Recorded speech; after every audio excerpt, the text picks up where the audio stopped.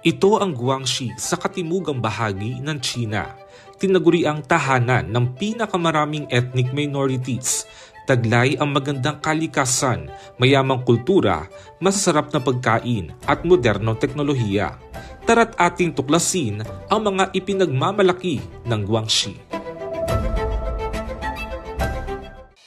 Sa pagbubukas ng ASEAN Media Partners Cooperation Week sa Guangxi, mga nakakamanghang technological innovation na gawa ng China Media Group ang tampok sa isang eksibisyon, gaya ng voice cloning solution at image generator na ito na pinapatakbo ng Artificial Intelligence o AI.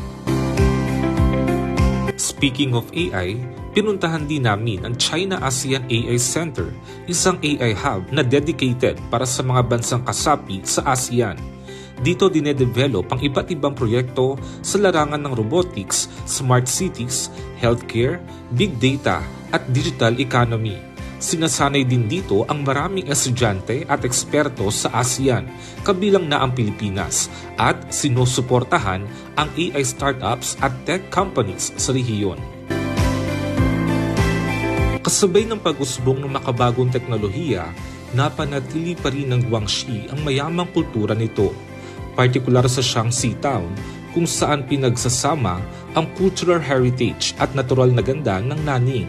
Sa entrada, sumasalubok ang masiglang drum performance, nakakamanghang Chinese lion dance at nakakaaliw na awitin na handog ng Dong ethnic group. Tampok din dito ang iba't ibang local products at handicrafts. Iba't ibang intangible cultural heritage din ang pwedeng gawin dito, gaya ng bamboo weaving o paghahabi ng raw materials upang makalikha ng natatanging obra. Isang cultural performance naman ay tinatanghal dito sa Xinwei Academy. Ito ang Yong Opera, isang Chinese traditional opera na kombinasyon ng pag-awit, pag-arte, sayaw at martial arts influenced na galaw, at sumasalamin sa lokal na sining, tradisyon, pamana at identity ng mga tao doon. Talaga namang kamangha-mangha at kawili-wili ang kanilang pagtatanghal. Pwede ring subukan ang kasuotang shifu at matuto ng mga basic move ng Yong Opera. Sa gabi, buhay na buhay ang Nanning, partikular na sa Sanje Liangshan. Marami sa mga gusali at estruktura dito ay nagmula pa noong dinastiyang Qing. Napapalibutan din ito ng mga lumang lanterns at makukulay na neon lights, at ang ambience tila bumalik ako sa lumang China pero modern nightlife. Habang naglalakad-lakad, pwede ring ma-enjoy ang traditional art performance ng Nanning. Isa pa sa mga sikat na atraksyon dito sa Liuzhou ay ang Liujiang River Night Cruise. Pagsakay pa lang sa Dongdi Pier, ramdam na agad ang malamig na simoy ng hangin. Habang binabaybay ang ilog, makikita sa paligid ang iba't ibang cultural landmarks, mga modernong gusali at mga bundok at talon na nagliliwanag sa gabi.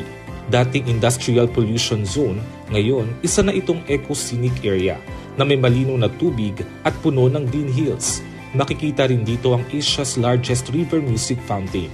Kaya kung pupunta kayo ng Liuzhou, huwag niyong palampasin ang Liujiang River Night Cruise para ma-enjoy ang city lights. Sa mahilig naman sa kasaysayan, maaari ding bisitahin ang Liuzhou Industrial Museum kung saan makikita ang mahigit 100 taong kasaysayan ng industriya ng lungsod. Dito makikita ang mga lumang makina, sasakyan at iba't ibang kagamitan na ginamit sa iba't ibang henerasyon. Sa labas ng museo, maaari ding pasyalan ng Train Book Cafe para mas matuto sa kasaysayan. Sa tabi naman ito, may isang selfie machine kung saan ang inyong pagbisita sa museo magiging instant headline sa dyaryo. Para naman kaming bumalik sa nakaraan, sa sunod naming pinuntahan, ang Yaobu Ancient Town. Mahigit 2,000 taon na itong bahagi ng kalakalan at kultura, at ngayon ay muling binuhay upang pagsamahin ang sinaunang tanawin at makabagong disenyo. Buhay na buhay ito lalo na sa gabi. May night market, street food at iba't ibang stalls na nagbibigay ng masaya at modern vibe. Perfect spot din ang mga architecture sa lugar bilang background para sa mga gustong kumuha ng larawan. Kaya naman sinubukan ko rin ang mga lumang kasuotan at ito ang kinalabasan.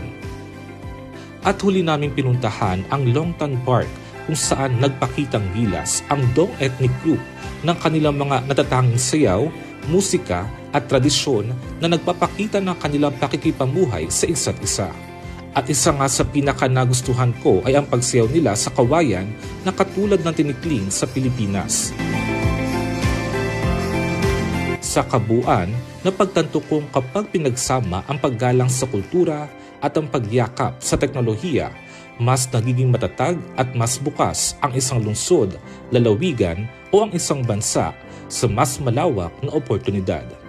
Ako si Mark Fetalco at ito ang naging paglalakbay ko sa Guangxi.